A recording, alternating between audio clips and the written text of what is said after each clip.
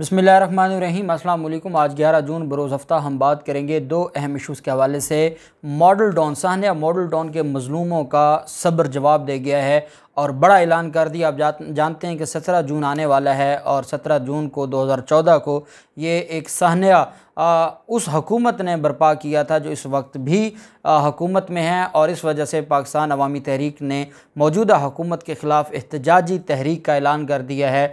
और ये तहरीक इमरान ख़ान को कितना फ़ायदा देगी, इस हुकूमत के लिए कितनी ख़तरनाक साबित होगी, और सानिया मॉडल टाउन केस के हवाले से जो सुप्रीम कोर्ट के चीफ जस्टिस और लाहौर हाई कोर्ट के चीफ जस्टिस से जो ये उनको ख़तूत लिखने जा रहे हैं वो क्या मामला है, उसकी तफसील मैं आपके साथ शेयर करूँगा। साथ हम बात करेंगे आज इमरान ख़ान की जानिब से एंकर्स के साथ एक मुलाकात हुई है और बड़ी अहम चीज़ें इमरान ख़ान ने आज कौम के सामने शेयर की हैं, वो भी मैं आपको बताऊंगा।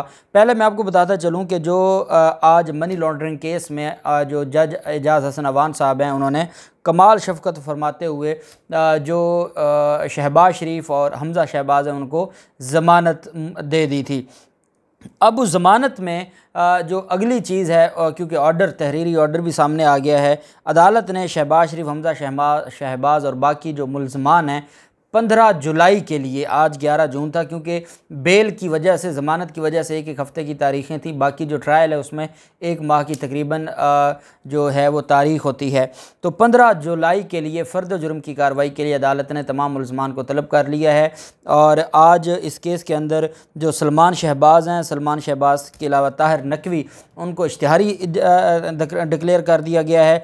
जबकि जो तीसरा मामला है वो ये है कि मकसूद चपड़ासी के डेथ सर्टिफिकेट की अदालत ने कॉपी मांग ली है। बाकियों के हद तक इश्तिहारी उनको जारी कर दिया। जब डेथ सर्टिफिकेट आ जाएगा, बाकियों का इश्तिहार आ जाएगा, तो मुल्ज़मान की हाज़िरी मुकम्मल हो जाएगी और फिर कोई और अमर माने नहीं रहता कि इनके ख़िलाफ़ फ़र्द जुर्म आयद ना हो, और फ़र्द जुर्म आयद होगी और उसके बाद फिर ट्रायल आगे चलेगा। उसमें ये बरियत की दरख्वास्तें देकर भी अपनी जान छुड़वा सकते हैं, जैसे आज एक्स्ट्रा ऑर्डिनरी रिलीफ मिला है, या फिर ये जो मामला है ये लटक जाएगा और इनकी जब हुकूमत ख़त्म होनी है तो ये बाद में भी ये मामला चलता रहेगा। तो जो भी इसकी तफसील होगी मैं आपके साथ शेयर करूँगा।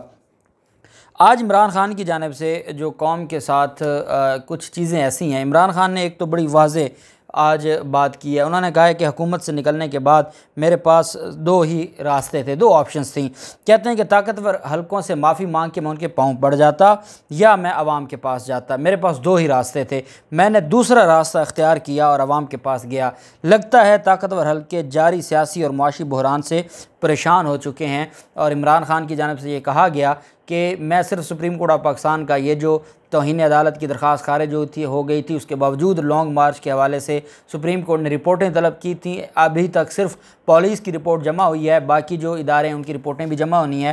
तो इमरान ख़ान कहते हैं कि मैं सिर्फ सुप्रीम कोर्ट की तरफ देख रहा हूँ कि सुप्रीम कोर्ट इस मामले में क्या फ़ैसला देती है। उसको देखते हुए मैं दोबारा इस्लामाबाद में लॉन्ग मार्च करूँगा। आप जानते हैं कि फवाद चौधरी की तरफ से भी बड़े सख्त अल्फाज में ये तनकीद की गई है कि जो रेड जोन है वो कोई मुकद्दस सरजमीन नहीं है कि जहाँ पर पाकिस्तानी नहीं इकट्ठे हो सकते या एहतजाज कर सकते।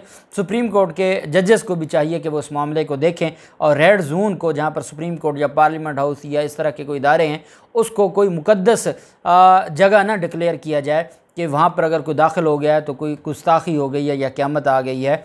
फवाद चौधरी की जानिब से आज ये भी कहा गया है। अब देखना ये है कि ये मामला कहाँ तक जाता है।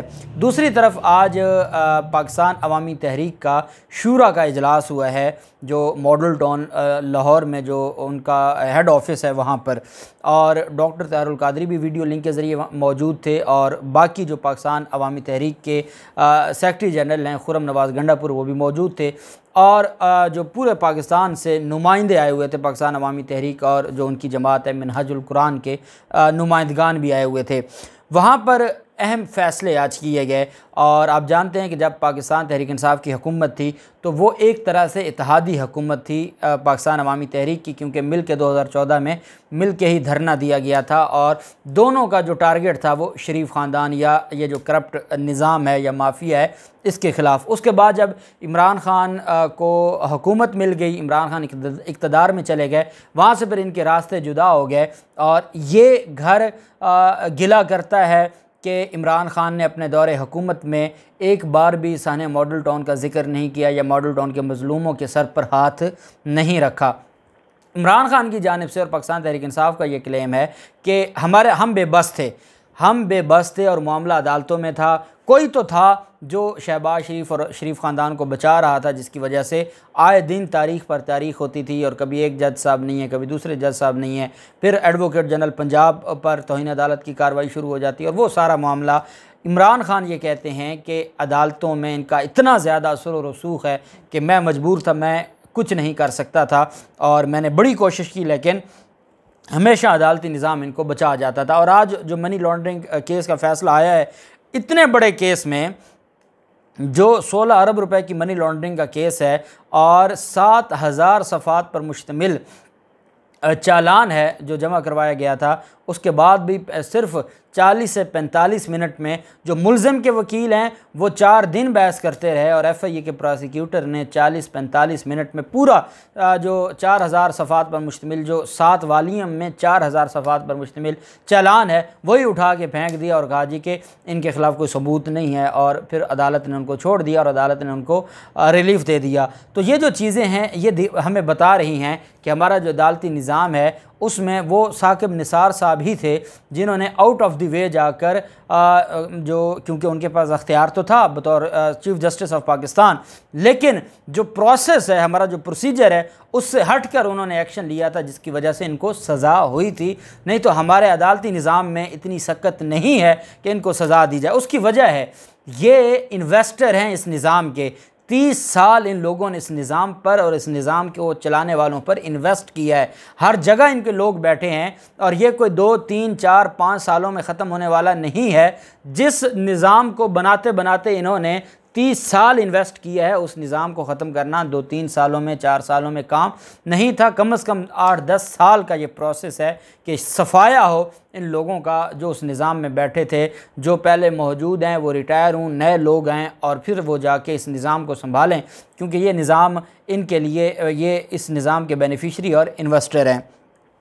अब जो पाकिस्तान अवामी तहरीक की तरफ से ऐलान किया गया है जो इम्पोर्टेड हुकूमत के लिए बड़ा, आपको याद होगा 25 मई के हवाले से जब इन्होंने एक जियो न्यूज़ के ज़रिए ख़बर चलवाई कि डॉक्टर तहरुल कादरी ने यह कहा है कि हमारा इमरान खान के लॉन्ग मार्च से कोई ताल्लुक़ नहीं है और उन्होंने अपने कारकुनान को रोक दिया है। समा ने और जियो न्यूज़ ने एक ख़बर चलाई और वो उस एहतजाज से 1-2 दिन पहले उस पर फिर जो उनका ऑफिशियल पेज है और जो ऑफिशियल उनकी साइट्स हैं वहाँ से उन्होंने उसकी तरदीद की कि पाकिस्तान अवामी तहरीक ने ये ना मुखालफत की है इमरान खान के मार्च की, ना अपने लोगों को रोका है। और हाँ, ये ज़रूर है कि हमारे साथ उस तरह रब्ता नहीं किया गया या हमें अपने जो एहतजाज है उसमें उन्होंने नहीं जो है वो मशवरा किया या जो भी उनका मामला है। तो इतना उन्होंने ज़रूर कहा, लेकिन उन्होंने कहा कि हमने ना मना किया है ना हम मुखालफत करेंगे, क्योंकि हमारा और उनका कॉमन जो टारगेट है वो शरीफ ख़ानदान है, जिन्होंने पाकिस्तान अवामी तहरीक के 14 लोगों को कत्ल किया और 100 के करीब लोगों को ज़ख्मी किया। आज शूरा का इजलास हुआ और उस शूरा के इजलास में ये फ़ैसला किया गया। एक चीज़ बड़ी अहम है, एक तो ये फ़ैसला किया गया कि 17 जून को पूरे पाकिस्तान में मुल्क गिर एहतजाज किया जाएगा इस इम्पोर्टेड हुकूमत और शरीफ ख़ानदान के ख़िलाफ़, और सानिया मॉडल टाउन के कातलों के ख़िलाफ़ 17 जून को पूरे मुल्क में हर शहर में एहतजाज किया जाएगा इस इम्पोर्टेड हुकूमत के ख़िलाफ़। दूसरी तरफ ये कहा गया कि जो बड़ी अहम चीज़ है वो ये है कि पार्टी शूरा का ये कहना था कि सालों से अल्तवा अपीलों का फ़ायदा सानिया मॉडल टाउन के मुलज़मान को पहुंच रहा है। अब ये अपीलें कौन सी, एक जो JIT की जो उन्होंने रिट फाइल की थी, एक उसकी बात हो रही है। दूसरा जो इंसदाद दहशतगर्दी की अदालत ने मुलज़मान को, जो बड़े मुलज़मान थे नवाज शरीफ, शहबाज शरीफ, हमजा शहबाज, राना सनाउल्लाह, इनको तलब नहीं किया था, इनको सम्मन नहीं किया था, जो प्राइवेट कंप्लेंट था और उसके ख़िलाफ़ क्रिमिनल रिवीजन फ़ाइल की थी मज़लूमों ने लाहौर हाई कोर्ट में, और लाहौर हाई कोर्ट ने वो खारिज कर दी थी। और उसके बाद इन्होंने अपीलें दायर की थी सुप्रीम कोर्ट में, जो पिछले 3 साल से वहाँ पर पेंडिंग है, एक दफ़ा भी समाअत नहीं हुई। एक तो उसकी बात की, दूसरी उन्होंने लाहौर हाई कोर्ट में जो JIT जो FIR केस है उसमें जो JIT बनी थी उस पर जो स्टे था वो पिछले 2.5 साल से वहाँ पर पेंडिंग है, उसका जिक्र करते हुए उन्होंने बड़ा ही अहम बात की है। उन्होंने ये कहा है कि शूरा ये समझती है कि सानिया मुतासरीन ये पूछ रहे हैं कि मॉडल टाउन के कातलों को कौन बचा रहा है। ये सबसे बड़ी अहम चीज़ है जो इस वक्त हालात हैं, जो इनको लाने वाले हैं वही इनको बचाने वाले हैं, ये पूरी कौम अब जान गई है। लेकिन अब उन लोगों ने भी अपना जो एक पॉइंट ऑफ व्यू था इन सारे हालात को देखते हुए, उन्होंने ये नहीं कहा कि शरीफ ख़ानदान बच रहा है। वो कह रहे हैं कि मुतासरीन ये सवाल करते हैं, इतना तो उनका हक़ है कि उनको बता दिया जाए कि इनको बचा कौन रहा है।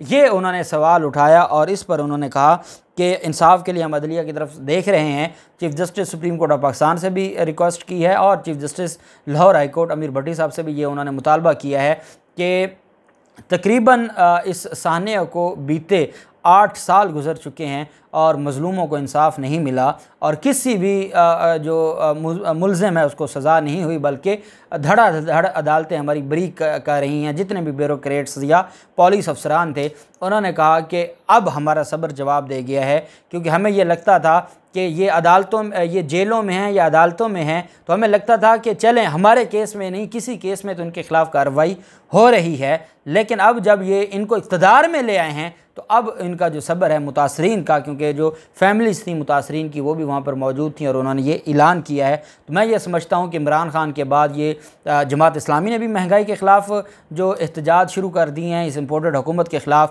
और फिर पाकिस्तान अवामी तहरीक भी अगर एहतजाज शुरू कर देती है तो ये इम्पोर्टेड हुकूमत के लिए एक वाकई ख़तरे की घंटी होगी। और अगर ये इनका कोई इत्तेहाद बन जाता है और मिलकर ये एहतजाजी तहरीक शुरू करते हैं तो ये एक बहुत बड़ा झटका होगा इस इम्पोर्टेड हुकूमत के लिए। देखते हैं क्या होता है। जो भी तफसीलात होंगी आपके साथ शेयर करते रहेंगे। अल्लाह पाक पाकिस्तान का हमें नासिर हो। बहुत शुक्रिया। अल्लाह हाफिज़। पाकिस्तान जिंदाबाद।